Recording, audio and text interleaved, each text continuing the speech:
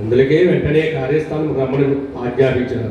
అలాగైనా కానీ మిత్రమా, ఈ మానవ జన్మ ఎన్నో జన్మల పుణ్యఫలం. ఈ మానవ జన్మకు మూలము తల్లిదండ్రులు మిత్రమా. తల్లిదండ్రులకు సేవ చేయక ఎన్ని పూజలు చేసినా ఎన్ని దానాలు చేసినా వ్యర్థమేనయ్యా.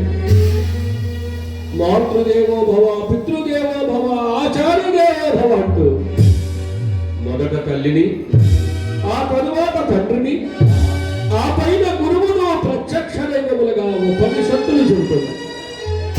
కావున ధర్మ వ్యాధ శ్రవణ కుమారుల చరిత్రలను ఆదర్శముగా తీసుకుని తల్లిదండ్రులను సేవించిన వారే ఉత్తమ పుత్రుడు, వారే వంశోద్ధారకుడు. ప్రాణము వచ్చినంత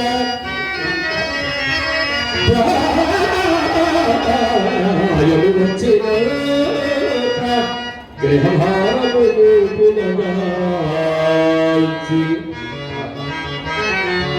తండ్రి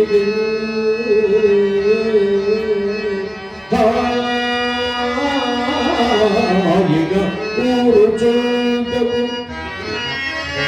అనువైన విలాపనమందు సేతులము చేయుడో.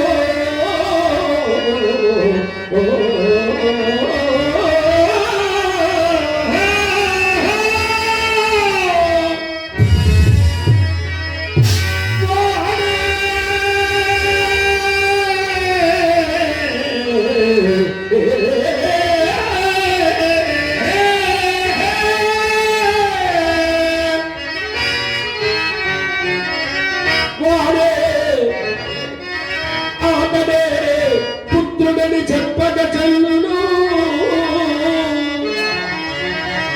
వాదఖ్యమునను స్వీయమను భవ ప్రగతి చేత సపర్యలుగా ఆటడే